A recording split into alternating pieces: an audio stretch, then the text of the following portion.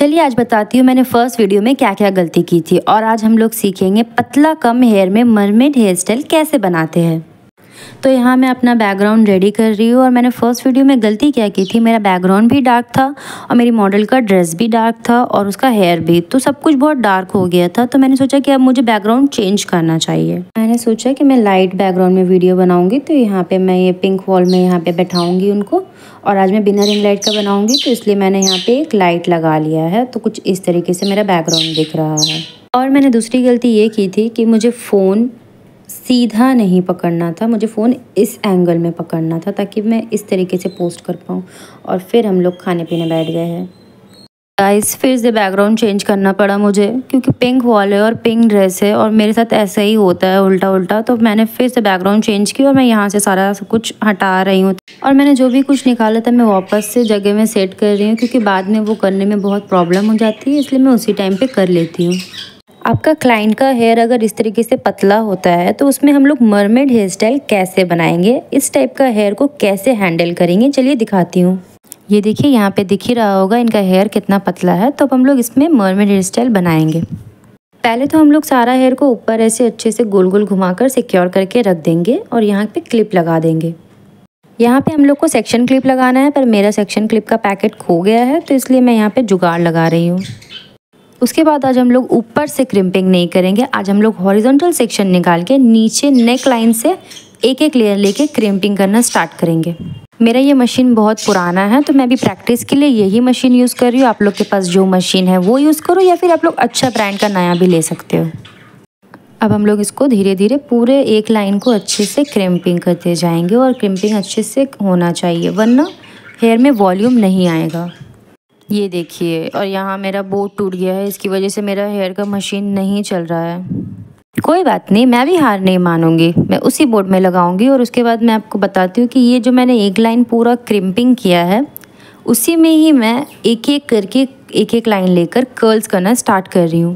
पूरा हेयर को क्रिम करके फिर उसके बाद सेक्शन निकाल के कर्ल्स करेंगे, तो क्लाइंट के पास इतना टाइम नहीं होता है। इस तरीके के पतला हेयर में मैं यही ट्रिक यूज़ करती हूँ, पहले क्रिम करते जाती हूँ, उसके बाद कर्ल्स करती हूँ, चाहे मैं उसको कर्ली हेयर स्टाइल दूँ या फिर चोटी बनाऊँ, बट मैं ट्रिक यही यूज़ करती हूँ, आप सब याद रखना।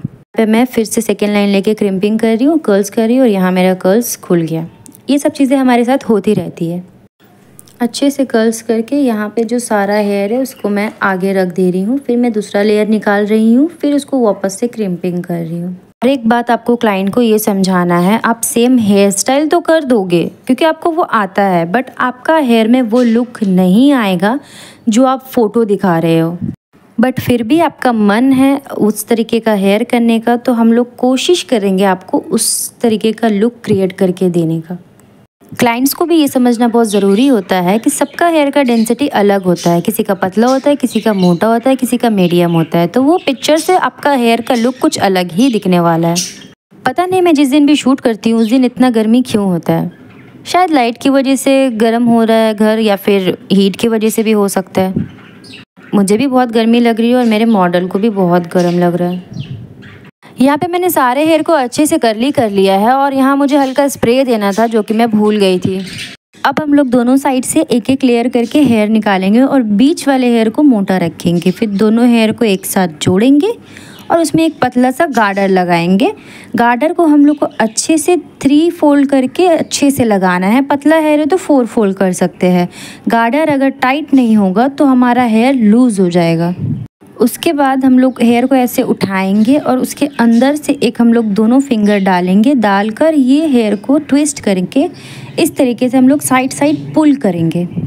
फर्स्ट वाले लाइन को हम लोग को अच्छे से पुल करना है और अच्छे से हम लोग को एकदम फैलाना है ताकि उसी से हमारा हेयर बहुत मोटा दिखे। फिर सेकेंड हेयर में उससे थोड़ा कम रखना है और थर्ड हेयर में फिर उससे भी कम कम करते जाना है, और एक ऊपर से मोटा फिर छोटा छोटा ऐसे एक पूरा लुक दिखेगा। और इस बात का हम लोग को अच्छे से ध्यान रखना है, हम लोग जो हेयर पुल कर रहे हैं वो हम लोग को एकदम क्लीनली करना है ताकि वो अच्छा लुक आए, वरना पूरा हेयर गंदा और मैसी दिखेगा। जितना भी लंबा हेयर है उस हिसाब से आपको लास्ट तक पूरा गार्डर लगाते जाना है, और जो लास्ट में छोटा सा हेयर बचता है उसमें आपको कर्ल्स करना है। कर्ल्स कर देने से उसमें थोड़ा सा अच्छा से एक लुक आ जाता है, क्योंकि नीचे का हेयर बहुत पतला होता है। लास्ट में हम लोग को हेयर को हल्का सा टचअप करना है, तो हम लोग को जहाँ भी कम बेसी लग रहा है उसको हम लोग एक साइज़ करेंगे।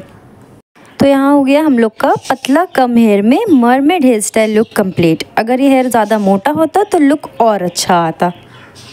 आप लोग सोच रहे हो मैं यहाँ पे क्या कर रही हूँ। मैंने जो ये सारा कुछ किया है, अब मुझे ये सब खोलना भी पड़ेगा। गार्डर को हम लोग कैंची से काट के भी निकाल सकते थे, बट वो इजीली निकल जा रहा था, तो मैंने सोचा कि वेस्ट क्यों करना, नेक्स्ट वीडियो में काम आ जाएगा। अब मैं अपना सारा सेटअप उठाऊंगी धीरे धीरे। तो यहाँ पे मैं सारा अपना बोर्ड वगैरह सब कुछ सामान हटा रही हूँ। यह मॉडल भी मेरी हेल्प कर रही है गार्डर वगैरह रखने में। मैंने तो अपने स्किल्स पे काम करना शुरू कर दिया है, मैंने अपनी प्रैक्टिस शुरू कर दी है। आप सब भी जो लोग सोच रहे हैं कि मैं ये करूँगी वो करूँगी, बस सोचो मत, उठो और करो, क्योंकि आप जितना प्रैक्टिस करोगे वो चीज़ में आप उतना इम्प्रूव होगे। आप जब अपना मनपसंद का काम करते हो ना, तो आपका बॉडी भले ही थक जाए पर आपका दिमाग नहीं थकता है। तो इसलिए मैं थकने के बाद भी यहाँ मैं वीडियोस बनाना स्टार्ट कर दी हूँ। वीडियो अच्छी लगी तो शेयर ज़रूर कर देना। मिलते हैं नेक्स्ट वीडियो में। Bye bye.